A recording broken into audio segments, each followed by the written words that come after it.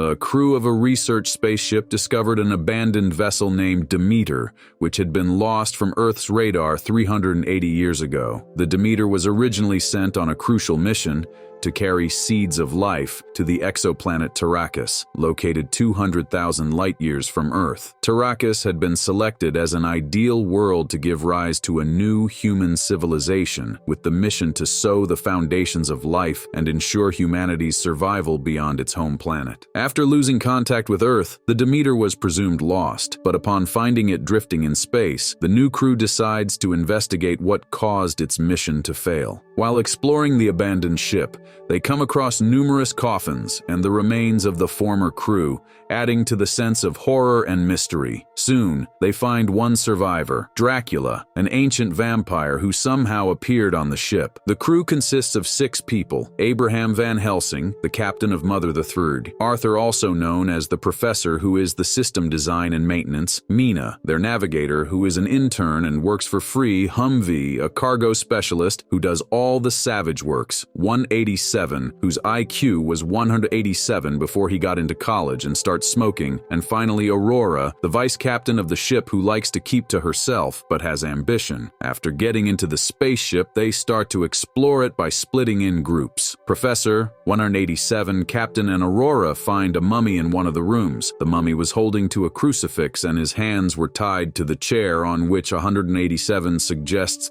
that the mummy did it to himself. They say that the guy must have needed God's help to have the cross on him because it was banned many years ago. Soon Mina and the Professor join them and they start discussing how to tell the news to the crew back on Earth. Aurora stops them and says they should try to find out what happened to the spaceship before they try to restart the ship and take it home. She suggests they leave it there and report it to the authorities. However, they laugh at her and even insult her. Mina mentions the possibility of them not making it back home and asks what could have possibly happened to the spaceship's crew. 187 tells her that they have found somebody talking about the dead skeleton. Captain sends out 187 and Humvee to do a recheck on the ship. 187 tells Humvee that people used to send out drugs in a spaceship like this, but Humvee dismisses him, saying he's too high right now too. Soon they find a room full of coffins. 187 immediately thinks that it is full of drugs and decides to open one of them. While doing that, he cut his arm and it was a deep cut. He urges Humvee to help him open the rest. Mina finds them and tells them to pay respect to the dead. Humvee goes back to the captain and the Professor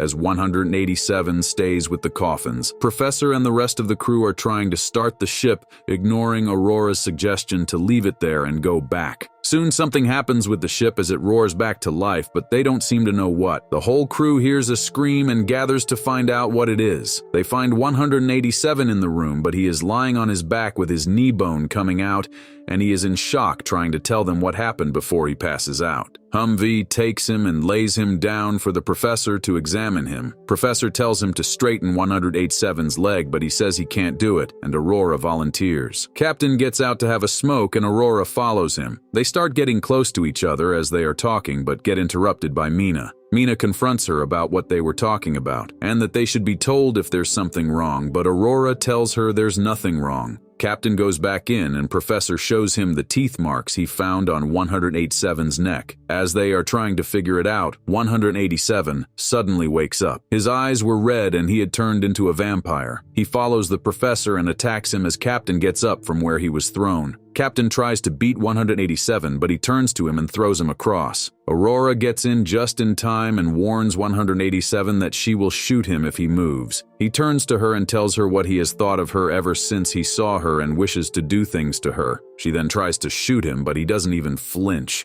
She drops the gun and runs to escape. She finds a room and closes it behind her before 187 can reach her. Humvee goes to where the crew are and they tell him what happened, but he tells them 187 was unconscious before he left. They tell him he's following Aurora, trying to turn her into a vampire. While looking for her, 187 runs into the vampire who bit him, Dracula. He asks if 187 will obey all his commands, and when he agrees, he orders him to kill them all. 187 leaves happily on a mission to kill his crew. Dracula goes to Aurora and she asks who he is. He ignores her questions and gets close to her before he bites her neck. In the meantime, the professor is telling Mina to guard the door. Once she gets to the door, she gets caught by 187 and locked in the next room, and the professor is unable to help her. Captain and Humvee join him and he tells them to get Mina. Instead, they find Aurora and she tells them she didn't see 187 but she saw him. They return to the professor and they learn about Dracula. Aurora tells them that his name is Count Orlak, and he is from Transylvania, a plant of vampires. Captain tells them that's where the ship came from, and also about the video he saw of the previous captain. Aurora tells them that his planet is dead, and according to him, that's nothing left of it. He is the last one of his kind,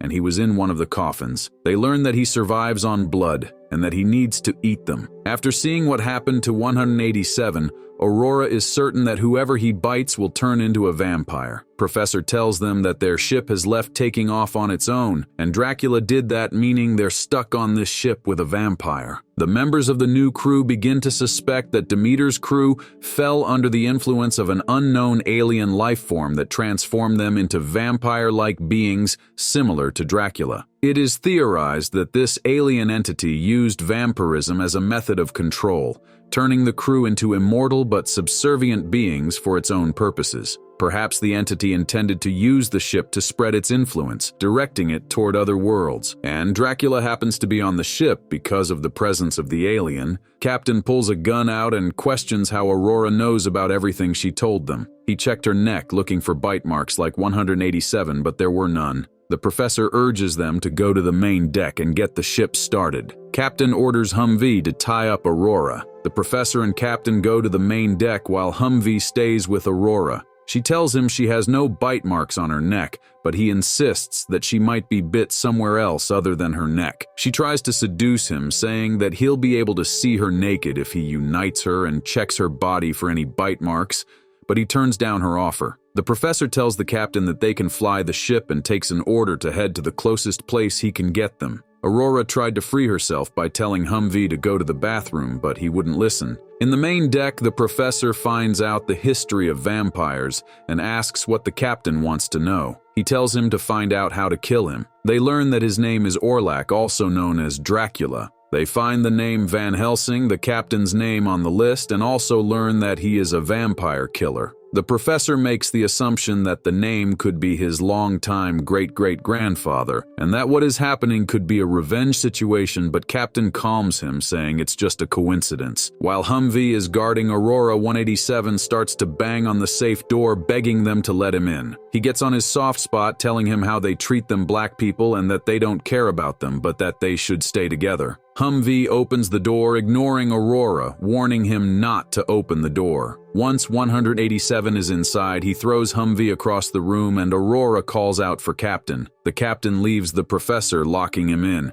187 gets on Humvee and tries to bite his neck, but the captain arrives and stops him from doing so. He shoots at him, but 187 is tired of telling them that he is now a vampire, which makes him immortal, and to stop wasting their bullets. He takes the gun from the captain and gives it back to try and kill him once more. While talking to him, Humvee sticks a pool cue through his chest, and he collapses. Aurora insists that they untie her, but they still question why she didn't get bit by Dracula and that they can't trust her. Aurora finally confesses that she works for a company called NWC, and they have been under surveillance for the last 3 moon cycles. Hearing this, the captain orders Humvee to untie her, but Humvee isn't sure if he should trust her not yet. Heading to where the professor is, he tells Aurora he's watching her every move. The professor, who is hiding under a table when they arrive, asks what happened to 187, and they tell him what happened. He tells them that's a way to kill vampires, but the wood has to be organic,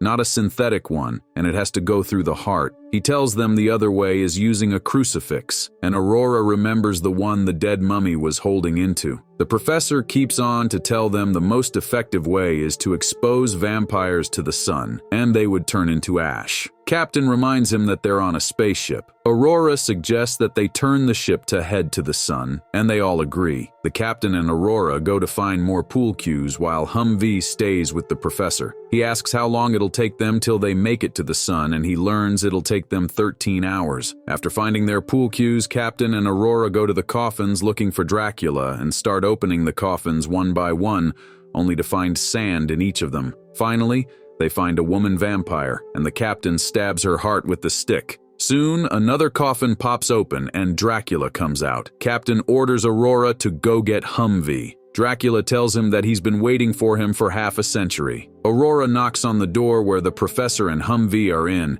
telling them that the captain needs their help, but Humvee won't open the door, remembering how 187 tricked it last time. Aurora leaves angry and goes to get a crucifix. Humvee soon leaves the professor looking for Dracula, but the professor follows him out. He runs into Dracula, who offers him his hand and asks him to walk with him. Humvee and Aurora make it to the coffin room to find the captain in pain. As they try to help him, he attacks Humvee as he is now a vampire. Aurora takes out the stick from the woman vampire and stabs the captain. The woman vampire tries to attack Aurora, but she scares her away with the crucifix, and Humvee stabs her heart with the stick. After leaving the room, they find the professor with his back against them. Aurora stops Humvee from touching him and stabs him with the crucifix. They hear Dracula heading to them and they close the door, but he sticks in his hand halfway through. They use all their power to close the door, and Dracula's arm falls off inside the room they're in. They go to check the monitors and learn that they have 12 hours before they reach the sun. The bad news is that they won't be going home, but the good thing is Dracula won't either. The tape recorded by the previous captain plays, and the man states that his purpose is to sacrifice the Demeter and himself to prevent it from reaching Earth, and the spaceship explodes into fire.